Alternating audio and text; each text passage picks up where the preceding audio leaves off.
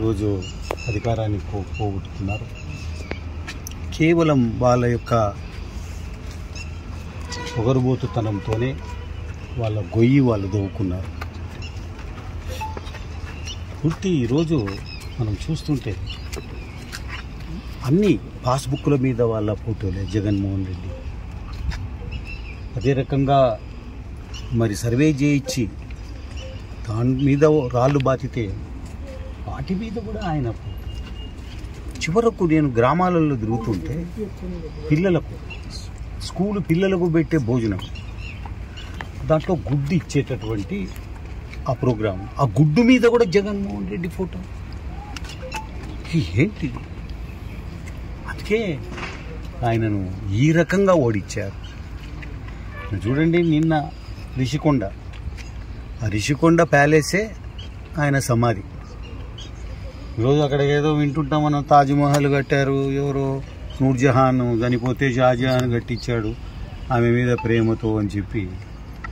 ఈరోజు తనంతకు తాను సమాధి కానీకనే ఆ ప్యాలెస్ కట్టించుకుంది, రాజకీయ సమాధి.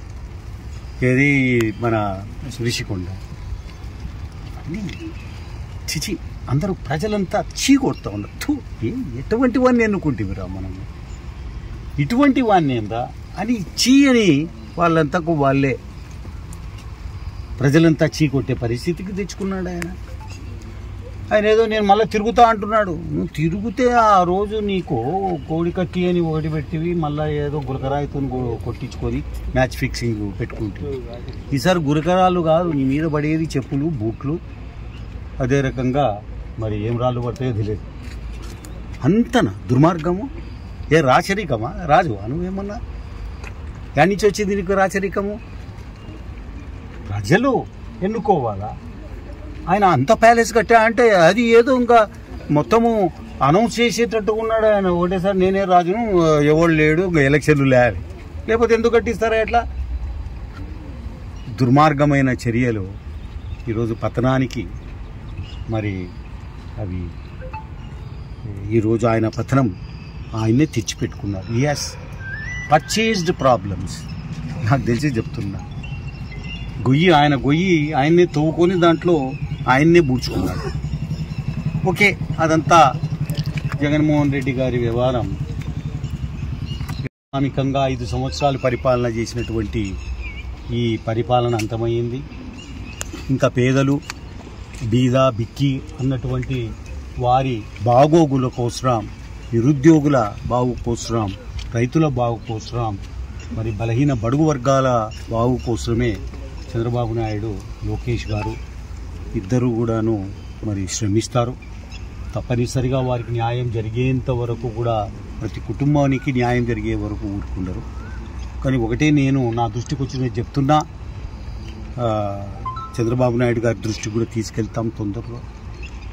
కొంతమంది నందికొట్కు నియోజకవర్గంలో ఇంకా వాలంటీర్ వ్యవస్థ అనేది ఏ రకంగా ఉంటుంది, ఏంటి పద్ధతి, ఎంతమంది ఉంటారు, అసలు ఉంటుందా లేదా అనేది కూడా తెలియకముందే నేను వాలంటీర్గా చేస్తాము అని ₹1,00,000 గుంజుకుంటున్నట్టుగా మనకు ఒక సమాచారం ప్రతి గ్రామం నుంచి వస్తూ ఉంది.